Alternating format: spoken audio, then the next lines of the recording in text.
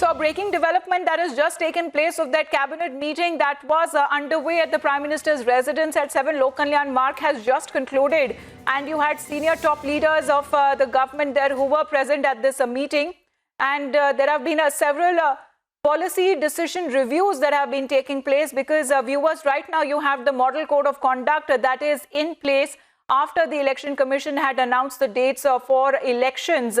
Now certain policy decisions that cannot be announced by the government, but the information that we have, what really is happening in that meeting, in the cabinet meeting, was a review of the previous decisions that have been taken up by the government, and few internal matters of the country too were discussed.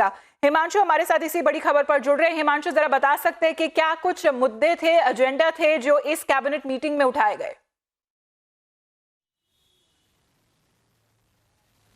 देखिए, अभी अभी cabinet बैठक समाप्त हुई है। जो केंद्रीय मंत्री थे तमाम वो यहाँ से निकल चुके हैं। 7 LKM में जो 7 लोक कल्याण मार्ग है, प्रधानमंत्री आवास, वहाँ पर ये बैठक चल रही थी।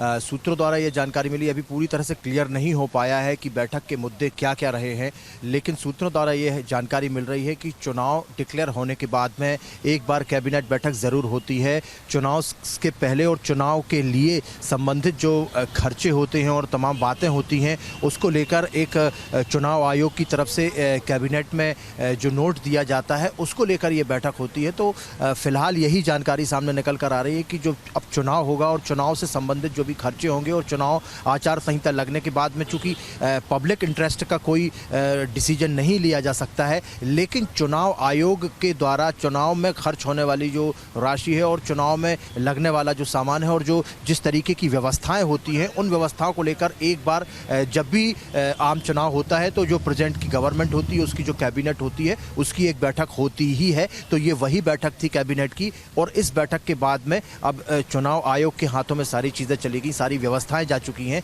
अब देखने वाली बात यही होगी कि आने वाले समय में किस तरीके से जो चुनाव है वो कंडक्ट किया जाएगा। तो फिलहाल यही जानकारी सामने निकल कर आ रही है।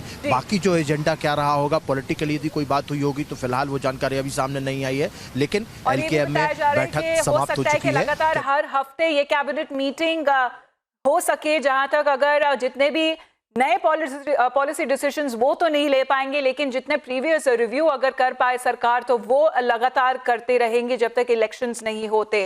हिमांशु, धन्यवाद आपका।